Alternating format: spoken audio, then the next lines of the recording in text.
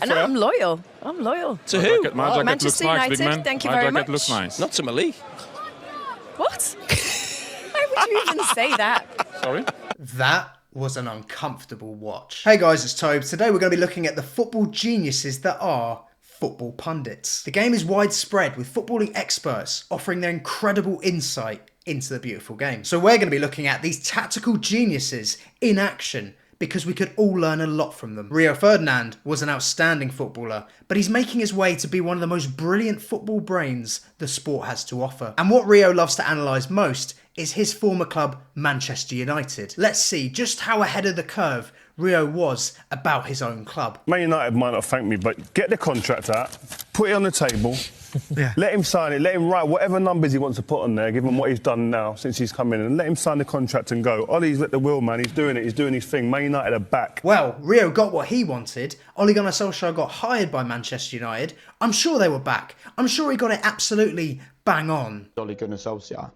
On your YouTube channel, your Vibe with Five channel, you said, time for the baton to be handed over. How hard was it for you to effectively call for the changing of the Man United manager with you as a former United player?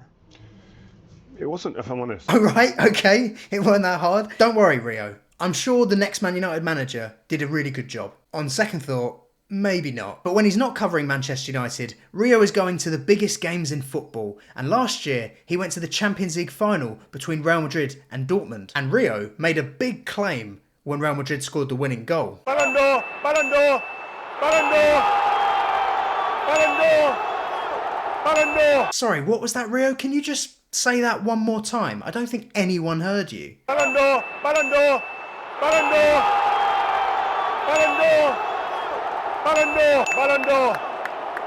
Vinicius has just taken the Ballon d'Or. Oh right, Ballon d'Or. That's what you were saying. Well, let's check if football genius Rio Ferdinand got it right. Oh, Vinicius didn't win it. Maybe we'd be better off learning about Ballon d'Or talent from a Ballon d'Or winner himself, Michael Owen. Surely a guy like that is going to have the best ball knowledge about. When they don't score, they hardly ever win. Oh right, he's a fucking idiot as well. We're running out of options here, but maybe good footballers don't equal good pundits. Maybe we need a more unique insight, newer pundits. I've seen a lot of uproar recently in regards to female pundits, but what people aren't considering, maybe they bring a fresh, unique perspective to football that these other pundits aren't bringing to the table. I don't think Manchester City actually want to sign Declan Rice. I think what's going on here is Arteta's picked up the phone to Pep, said, listen, you know, Arsenal are going to do the sort of incremental bid approach.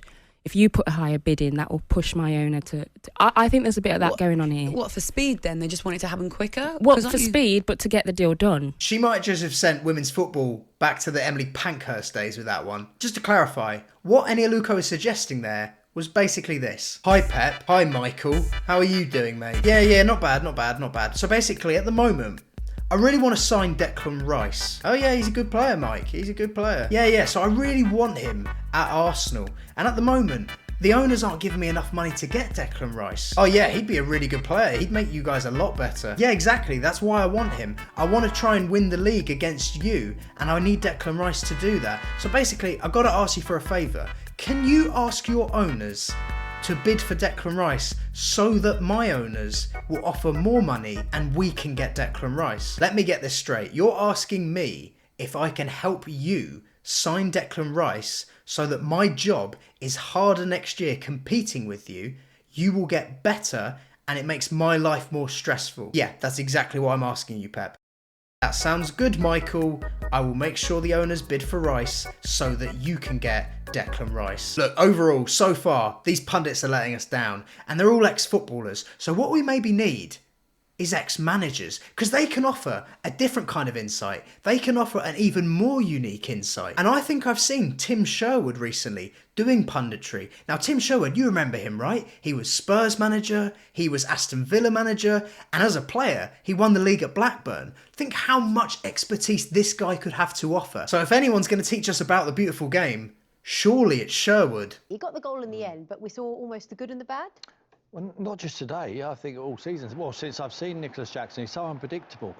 At times, he looks like someone playing in Soccer Aid who's not a footballer. I mean, look at his chance here. Look, I mean, that looks like someone who's a rapper or an actor or something trying to play football. I mean, with that chance. A rapper? Did Tim Sherwood just compare Nicholas Jackson to a rapper? Now, what would make Tim Sherwood think Nicholas Jackson from Senegal played like a rapper? I can't quite put my finger on it, but if Declan Rice had a stinker, do you think Tim Sherwood would compare him with a rapper? Rice, baby. All right, stop.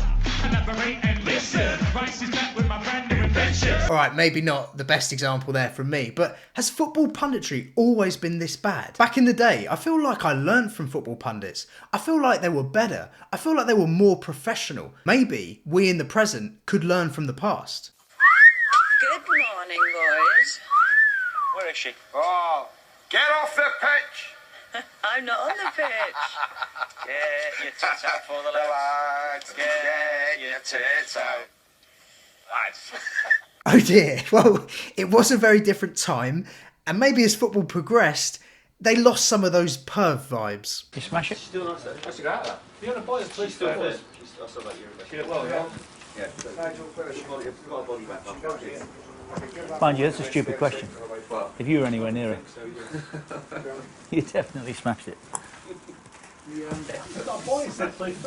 Jay, my brother's mate. You go around there any night and found Redknapp hanging out the back of it. Richard Keys, man, he reminds me of, you know when you're at the pub with your mates and you go out in the smoking area for a chat, for a ciggy, whatever you're doing, right? And then that bloke comes up to you who's had a lot more to drink than any of you and your mates, and he starts yapping and chatting as if he's one of your mates, and the entire time, each and every one of you are thinking, please fuck off. That is what you're thinking. That's who Richard Keys is. He's that guy that you're like, mate, just fuck off. Graham Souness is one of us. Graham Souness there, you actually watch it. If we stop it there, he goes for a kick on Richard Keys just to let him know, mate, you need to fuck off. We did see there, though, Jamie Redknapp, and Sky have kept him about. Jamie Redknapp's been part of the furniture in all of our living rooms for well over 2 decades now. I even think Jose Mourinho, one of the best managers of all time, spoke about how good a pundit Jamie Redknapp was. Give us an insight into your tactics in the game, what your thinking was, what you wanted to do. Oh, you speak with Jamie Redknapp and he tells you everything about it. Come on, Jose. What was it about breaking Liverpool's style up, slowing it down? What was it about? About nothing. About winning. And you have your pundits, where Jamie Redknapp is a brilliant football brain. They can explain you everything. Yeah, I thought I remembered that right. Not sarcastic at all either. So let's see what Jamie can teach us. What is he doing? I get that, but you can't. No. You can't. Yeah. You've had to go to the players before the break, though, Jamie. You can't keep blaming the play. You can't keep blaming the owners when players are performances like that. Jamie, when you're a player, do you actually think to yourself? Jamie, let me just ask you a question. You've had to go to the players before the break. Because no, but you're saying when you're a player, and I've been involved. We didn't win the league for 30 years at Liverpool, right? Just look at me when I'm talking to you. We didn't win the league for 30 years, right? Well, Jamie taught us a valuable lesson there. Always stand up for yourself, and always make sure to tell someone, look me in the fucking eyes when I'm doing my football analysis. I'm doing my fucking football analysis and you're not even looking me in the eye, Gary. I do like Jamie though, he's quite likeable. And the thing is, Jamie Redknapp will stand up to anyone. He's even done it with Roy Keane before. Well, they play for good countries though, Roy. They play, what, you're saying these aren't good players then? You said Alderweireld plays for Belgium, he's not a good player. He's not bad. Yeah, would he get any of the top teams? Would he get any of the top teams in England? Yeah, well, he would. Man United wouldn't take him. Man United, Man City your wouldn't old touch team would have signed him a few I'm years not ago. even sure Leicester would take him. Jamie, just hold a second. Roy, do you think this Spurs team then is where it should be about there, Roy? Getting your Man United team right now. Not many people stand up to Roy Keane like that and live to tell the tale. But you know what, guys? For me, Roy Keane's the GOAT. He's the GOAT. I think he's the best on there. I think he's the most entertaining pundit there is about. I love that man to bits. He is box office. And when the world collapsed and COVID hit and we were all missing our football, we were all missing the beautiful game, we were all sat inside, bored, senseless, right? The Premier League came back. And so did Roy Keane. I am flabbergasted. There's got to be some stuff going on at that half-time. If I was Ollie, make some changes, get some lads off the pitch, lads going through the motions a little bit. Not that United have been bad. Spurs have done okay. They've been compact. And listen, they've been okay. But Man United, Maguire, and De Gea. the absolute vitriol that Roy Keane spits their names out when he's listing them. Maguire And De Gea, apologies about the shit impression, but it's so good. I wouldn't even let him on the bus after the match. I get a taxi back to Manchester. These are established international players, and we're all sitting here, and I know we have to analyse the game. Analyse it till the coach come home. You do your job. The aggression of that point as well, it's just everything about Roy is just box office gold. They're not even allowed on the bus. He's so good. And also, you believe it. And that's the thing with Roy. It's like, you know, that's actually how he would have responded as United captain to these players. We're trying to get in the top 4. Not win leagues, by the way. We're just on about getting in the top 4. God forbid about winning trophies. Shocking. I am disgusted with it. I'm fuming here watching this game of football. I am staggered at Maguire. Staggered at an international player can just get done like this. And I am sick to death of this goalkeeper. I would be fighting him at half-time. There's no getting away from that. He wants his head on a stick, guys. He wants De Gea. We need wanted posters for De Gea. That is what Roy Keane was going home to draw after doing his job on Sky Sports. I would be swinging punches at that guy. This is a standard stay for an established international goalkeeper. I'd be swinging punches. That's the level of hatred Roy Keane has for his own club, Manchester United's players. He's sitting there and he's like, I would line up each and every one of these and I'd knock them out. He had a long COVID season, didn't he? He had a long lockdown. He was not enjoying lockdown. He was not sat there playing Warzone and Fortnite. Roy Keane was just sat there, ready to go. He was just ready. He was just fucking ready to fight someone. He wanted to kick off. And the second he got let out the house, it was Maguire and De Gea in the way. That goalkeeper, I am fed up. That De Gea, the most overrated goalkeeper. No, okay. Patrice, the most overrated goalkeeper I've seen in a long time. Did he do anything to restore his reputation with the save from Son? No, I'd save this. It's a good hide for him.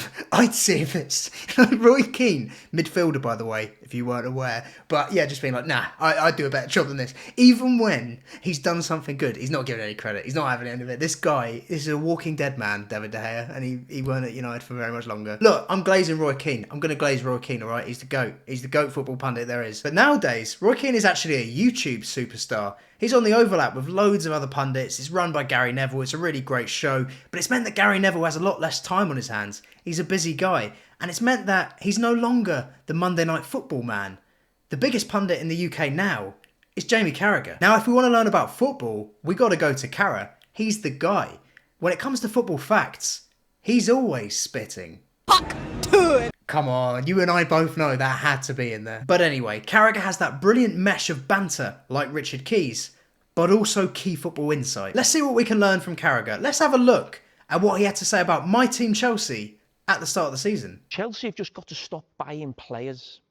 And players have got to stop signing for Chelsea. I don't understand why players are signing second-year deals. What if you backed yourself as a player anyway, Jamie, and you saw the list of names that are there, and you're saying, I could be part of that? Part of what? Part of this young, exciting team that could be. It's not a young and exciting team. Well, that aged fantastically well, up the Chelsea. But look, if we've learned anything from this video, is that pundits get it awfully wrong when it comes to football. So let's have a look at some of Carragher's best moments, some of his comedy moments, because the guy's had quite a few of them. Different from the first celebration. Do you want to talk us through it? Yeah, I mean, after the first one, I didn't celebrate for my newborn baby, so I knew the wife would kind of be on your case, they always are. About it, so I was like, okay, now See, I told you he had great banter, guys. He had fantastic. That is the most dad joke. And even the movement, he's sort of like falling back.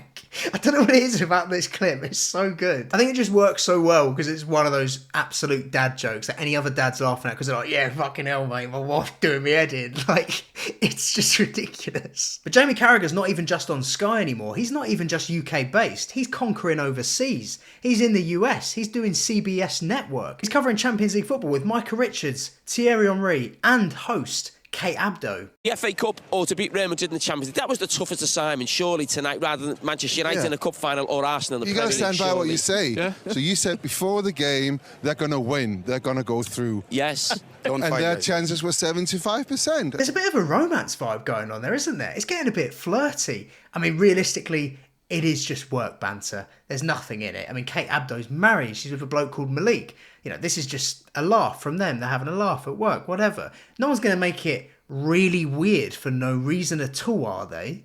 Wear it next, and for the last part, you've got to wear it. And I'm loyal. I'm loyal. To who? My jacket Manchester looks nice, United. big man. Thank you My very jacket much. looks nice. Not to Malik.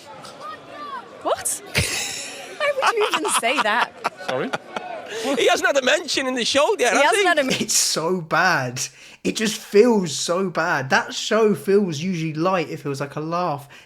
And all the energy's just sapped out in that one moment, in that one bad joke from Jamie. It is terrible. And then we get the laugh. The laugh makes it worse. Like you can see, everyone's looking around. Michael Richards, he don't know where to look. He wants to look at the floor. He wants the ground to swallow him up. He doesn't want to be there. Thierry Henry's looking at Kate like, oh wait, has this got really real? What's going on here? Kate Upton seems kind of offended initially, at least from that clip. I know it was cleared up afterwards, but that clip is horrible. That clip is absolutely cringeworthy, horrible. Carragher has gone for the dad joke. He's gone with it again. He made the joke to Josh Sargent about his wife. It came off, kind of. He had a laugh at himself.